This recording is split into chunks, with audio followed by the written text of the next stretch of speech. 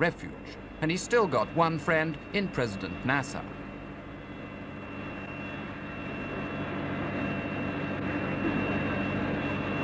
After Cairo, Nkrumah stopped off in New Delhi to visit India's Prime Minister, Mrs. Gandhi. They discussed his projected peace mission to North Vietnam. But Nkrumah never got as far as Hanoi. It was on arrival in Peking that Chinese leaders broke the news to Nkrumah of his downfall. Mystery surrounded his immediate plans. Conflicting reports said he was going back to Ankrah, that he was going to Cairo, that he'd gone to Addis Ababa to appeal to the current Conference of African States. In the end, he flew to Moscow on the way to Guinea. But even the Russians are expected to recognize the new regime. In London, while the government held back from the immediate recognition, Ghanaian students were not holding anything back. Also in London, a Ghanaian who claimed leadership of a so-called Revolutionary Council. He said they had masterminded the coup from a flat in West Kensington. His name, Daniel Amihyia. We had the okay yesterday about nearly 10 o'clock. We were ready, all waiting, anxiously waiting and sweating. We gave our order go ahead yesterday in the morning, and in the evening we had the reply that order received and operation is ready, stand by for further instructions. It was a jaunty Mr. Amihyia who left London next day. But the attention he received in Ankrah wasn't quite what he'd had in mind.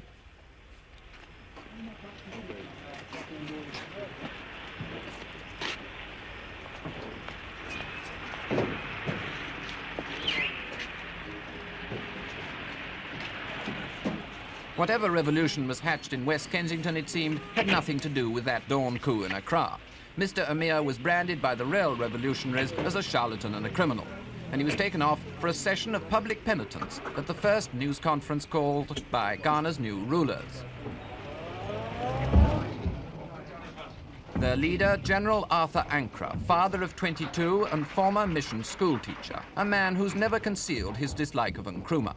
Before dealing with Mr. Amihyia, he had more important business.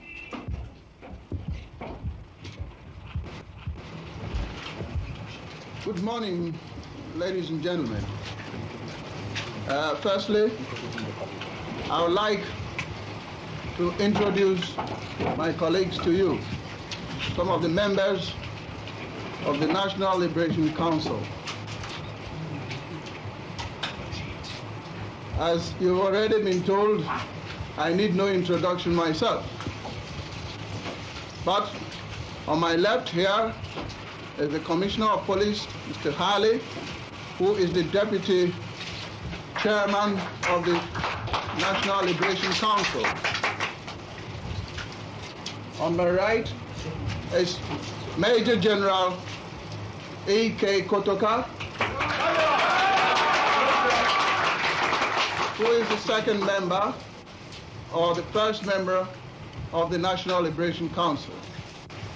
We have called you here this morning for one specific reason, and that is you've heard the name of one Amihyia who has associated himself with this coup and had published himself in the British papers and most of the papers that is the brain behind this. And we want to prove that we were not instigated by anybody, neither we want to refute any allegation that ACA or God knows what instigated us to carry out this coup. This coup was carried out completely because of the things that had happened in Ghana and because of the tyranny and the despotism of Kwame Nkrumah, the deposed president. Everybody in Ghana was fed up with it. And therefore you could see the spontaneous result which followed the coup. You would have seen when you were coming probably thinking that Ghana would have been put under curfew or all other things, but nothing was done.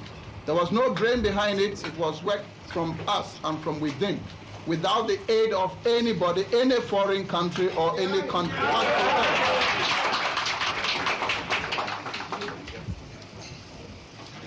It has been some of these things in Ghana that when a ruler is useless, you depose him.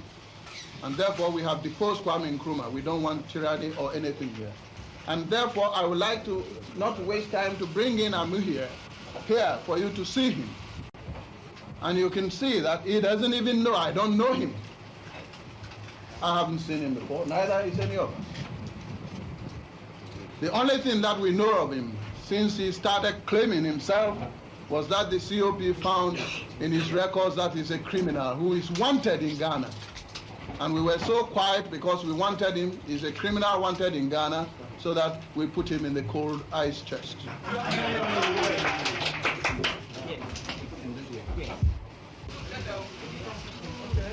Well, this is Mr. Amihyia. He calls himself Amihyia or Amihyia or ever. His name is never spelled correct either. And we would like him to tell you how he organized this coup and how he was the brain behind it. And who he knew on this. First and foremost, on the 24th morning, 8 o'clock news announced in London that Ghana has announced that jointly the army and the police have overthrown the regime of the tyrant, Kwame Nkrumah. Did you come to brainwash me, Kotoka, the police, or somebody, and tell us how to conduct this? Or did you try to tell us where we should, how we should organize our army or the operations to be carried out? No, sir. This is exactly what I am coming to, sir. If I should be given the opportunity, I shall explain thoroughly as I am before you and before the world press. General Ankrah can squash a mayor, but will he make a national leader? Of course, he's a very, very experienced soldier. He rose from the ranks. He served in India and Burma during the war as a warrant officer. After the war, he was commissioned and rose steadily up to be a major general. He was retired a few months ago and, of course, has now been brought back as commander of the forces. He was really kicked out by Nkrumah.